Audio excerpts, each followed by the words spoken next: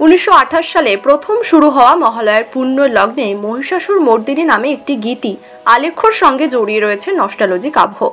আজও বাঙালির মহালয়ার কাজ ভরে মহিষাসুর মর্দিনী নামক আলেখ্যের জনপ্রিয়তা সর্বজনবিদিত। এই মহিষাসুর মর্দিনীর বেতার সম্প্রচারক, রাইটার এবং পরিচালক বাণী কুমারের বাড়ি হাওড়া উদয়নারায়ণপুর থানা এলাকার কানপুরে।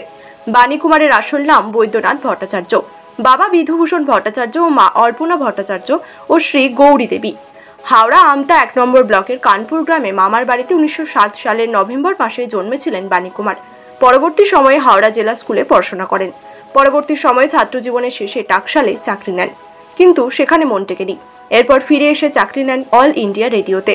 স্ক্রিপ্ট রাইটার থেকে অনুষ্ঠান পরিচালক ছিলেন বাণী কুমার। তৈরি করেছিলেন মহিষাসুর মর্দিনীর মতো একটি কালজয়ী গীতি আলেখ্য, যা মহালয়ার দিন ভোরে বছর বছর ধরে বেজে ওঠে।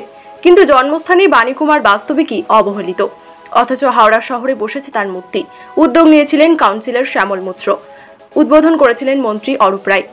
আমতার কানপুর এই যে বাণী কুমারের জন্ম, এই তথ্যটি বর্তমান প্রজন্মের ছেলেমেয়েরা জানেই না, যা এলাকা ঘুরে দেখা গিয়েছে। তবে প্রবীণরা ওয়াকিবহল। কার্যত ধ্বংসস্তূপে পরিণত বাণী কুমারের জন্মস্থান, সাপ আর বিষধর পোকামাকড়ের আখড়া। মামার বাড়ির ভিটেতে জন্মেও সেই জন্মস্থানের অবস্থা আজ ইতিহাস খুঁজছে। উল্লেখ্য, বাণী কুমারের পৈতৃক বাড়ি হুগলির আটপুরে। দাদা, বাণী কুমার সম্পর্কে কি জানেন? বাণী কুমারের জন্মস্থান কিন্তু কানপুরে। উনি মামা বাড়িতেই জন্মেছিলেন এখানে, মামা বাড়ি তো। আর ওনার অরিজিনাল বাড়ি হচ্ছে আটপুরে, যেটা আমরা ছোটোবেলা থেকে শুনেছি, বা আমরা যা ছিলেন আমাদের বয়সীয় যারা ছিলেন, শ্রীপতি ঘোষাল ওনারা বাবা ভেবে। আর তখন রামকুমার চট্টোপাধ্যায় আসতেন, উনি আসতেন, এসে এখানে করতেন। তারপরে ওনার সম্বন্ধে আমরা ছোটোবেলা থেকে শুনেছি। তারপরে উনি আসতেন এখানে, তখন আমরা খুব ছোটো, তখন আসতেন, তখন রামপুরবাবুর সঙ্গে আসতেন, এ করতেন এখানে। অনেকবার এসেছিলেন। এবার আমরা তখন খুব ছোটো, খুব আবছাপ আমাদের মনে আছে। হ্যাঁ, এবারে পুরনো ওদের বাড়ি অ্যাকচুয়ালি ওই দিকটা করে আছে বাড়িটা। না, আমরা তো ছোটোবেলা থেকেই শুনছি। আমরা তো ভোরবেলা উঠে 4টের সময় তো আগে খুলতাম, এখনও খুলি।